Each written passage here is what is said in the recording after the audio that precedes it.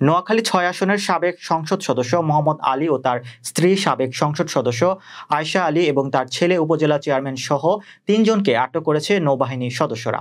স্থানীয় একাধিক সূত্র ৩ জনকে আটকের বিষয়টি নিশ্চিত করেছে। নোয়াখালী প্রতিনিধি জানান, রোববার দুপুরের দিকে বিষয়টি নিশ্চিত করেন নৌবাহিনীর হাতিয়ার কন্টিনজেন্ট কমান্ডার মুশফিকুর রহমান। এর আগে শনিবার দিবাগত রাত ৩টার দিকে উপজেলার ওসখালীর নিজ বাসভবন থেকে তাকে আটক করা হয়।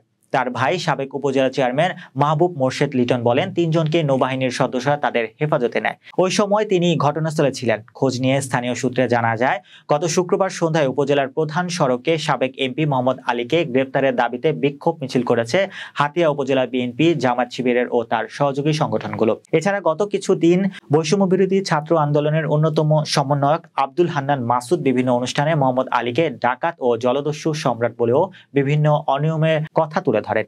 তিনি আরো অভিযোগ করেন, হাতিয়ার প্রায় ৭ লাখ মানুষকে জিম্মি করে রেখেছেন মোহাম্মদ আলী। স্থানীয়দের অভিযোগ, গত ১৬ বছর নিজের নির্বাচনী এলাকায় নিজের বিরোধী মতের কাছে মোহাম্মদ আলী এক আতঙ্কের নাম ছিল। আওয়ামী লীগের নাম ভাঙিয়ে তার একক নিয়ন্ত্রণে হাতিয়া হয়ে ওঠে অনিয়ম ও নৈরাজ্যের স্বর্গরাজ্য।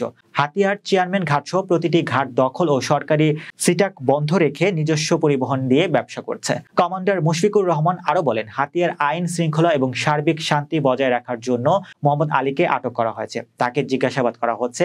হাতিয়া থানার কার্যক্রম না থাকায় তাকে আটক দেখিয়ে চট্টগ্রাম পাঠানো হবে। তবে তার স্ত্রী ও ছেলেকে নৌবাহিনীর হেফাজতে নেওয়া হয়নি।